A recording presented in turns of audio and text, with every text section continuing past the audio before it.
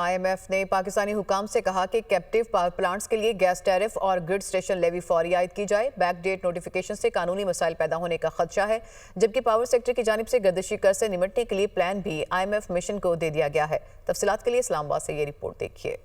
IMF سے مختلف وزارتوں divisions کے مذاکرات، کیپٹیو پاور پلانٹس پر گیس ٹیرف نہ لگنے پر ناراضی کا اظہار، پاور سیکٹر گردشی قرض کنٹرول کرنے کے اقدام کی تعریف۔ پیٹرولیم ڈویژن نے IMF کو بتایا کہ کیپٹیو پاور پلانٹس کے لیے ٹیرف کو بیک ڈیٹ میں 1 جنوری سے نافذ کر دیا جائے گا۔ تاہم IMF نے قانونی چارہ جوئی کے خدشہ کے پیش نظر گیس ٹیرف فوری نوٹیفائی کرنے اور گرڈ ٹرانزیشن لیوی بھی عائد کرنے کا مطالبہ کیا۔ شیئر کی گئی گردشی قرض کے خاتمے کی حکمت عملی کے مطابق بینکوں سے 1200 ارب روپے قرض لیا جائے گا، 300 ارب روپے سیٹل کیے جائیں گے، تقریباً 600 ارب روپے لیٹ پیمنٹ سرچارج معاف کروا کر گردشی قرض کلیئر کیا جائے گا۔ قرض 2 روپے 80 پیسے فی یونٹ سرچارج لگا کر 5 برس میں صارفین سے وصول کیا جائے۔ FBR کا کہنا تھا کہ آئندہ بجٹ میں ریٹیلرز کے لیے فکسڈ ٹیکس کے ساتھ نئی اسکیم متعارف کرانے کی تجویز ہے۔ IMF نے FBR ٹرانسفارمیشن پلان جلد مکمل اور غیر قانونی تمباکو مارکیٹ کو کنٹرول کرنے کی بات کی۔